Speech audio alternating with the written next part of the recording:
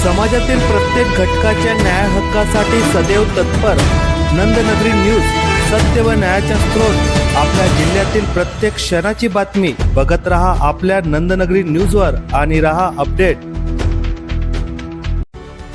शहादा तालुक्यातील होडमोयदा येथे घरात शिरला बिबट्या, 4 जणांना केले जखमी। परिसरात नागरिकांमध्ये भीतीचे वातावरण।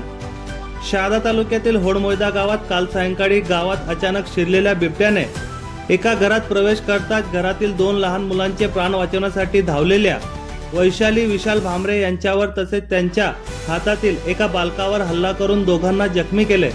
मात्र वैशाली भामरे यांनी प्रसंगावधान राखत बिबट्याला घरातच कोंडून ठेवले।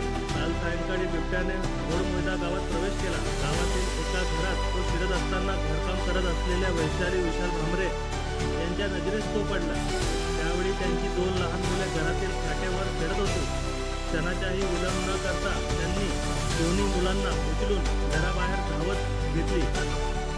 याचवेळी बिबट्याने वैशाली भामरे यांच्यावर झडप घालत त्यांच्या पाठीवर पंजाने वार केले, तसेच त्यांच्या हातातील एका बालकावरही हल्ला करून त्यांच्या हाताला व पाठीला दुखापत केली।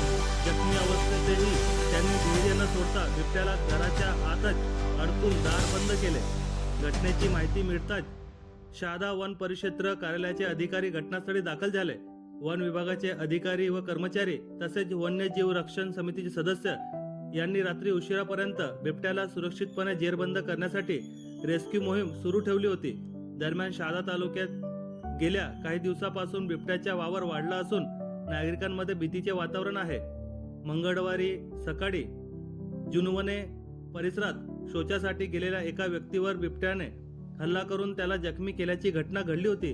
त्यानंतर आणखी एका व्यक्तीवरही हल्ला झाल्याची चर्चा सुरू असतानाच सायंकाळी होडमोयदा येथील ही घटना घडल्याने नागरिकांमध्ये संताप व्यक्त होत आहे।